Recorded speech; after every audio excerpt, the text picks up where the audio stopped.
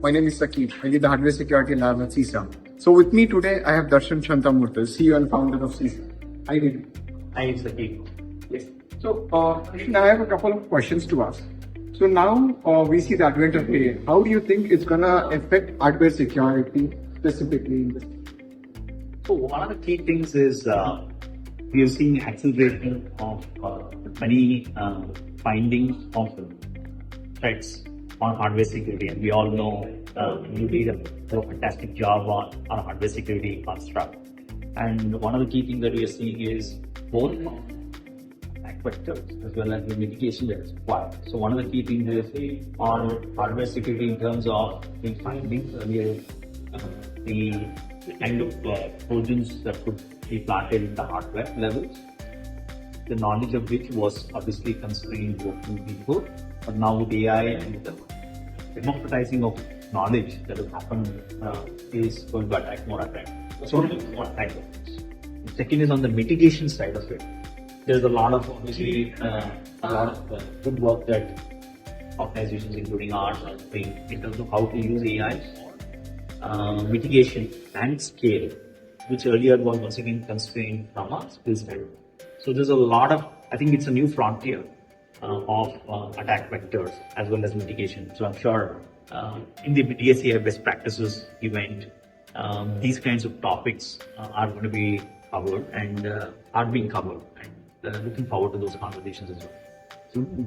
So with this advent of AI, you said that hardware security is most prominent more than what it was ever.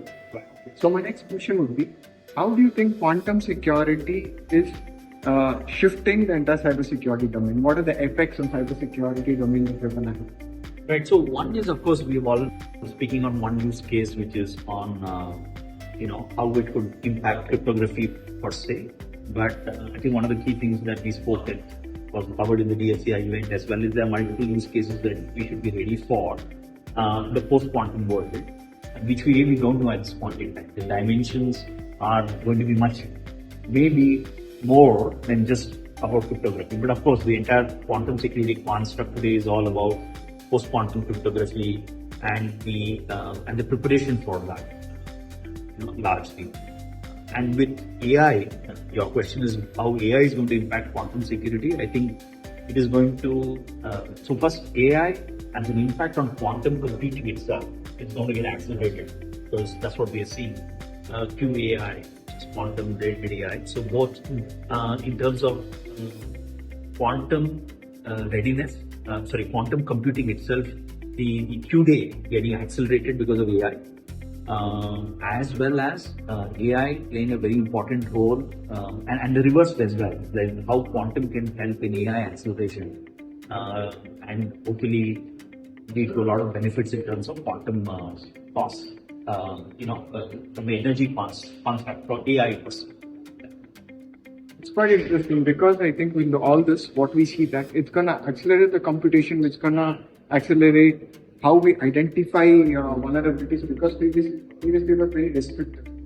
Now that is a democratizing of education, knowledge becomes much broader.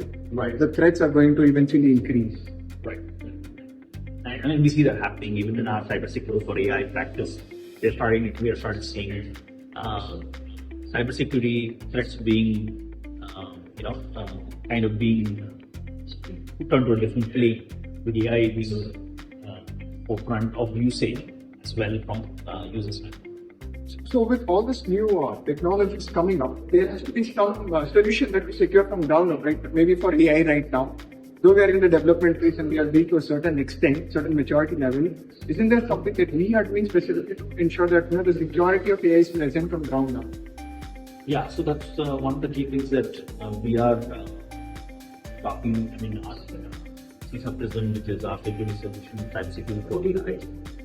Those are the initiatives that we are doing. In fact, one of the things that we are recommending is to get glued in much earlier in the AI journey of our organizations.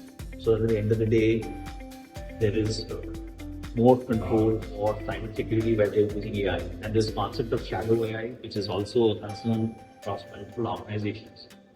So one of the key things is to have AI bill of material as well So what is your AI usage inside the organization and what technologies are being used? I was reading the other day an article where many organizations are and many people have actually put in a lot of data on these large language models, which are public LLMs, and highly sensitive data. And this information obviously can be shared and can be used and misused against the organization at any point. Thank you so much for your insight. Thank you, sir.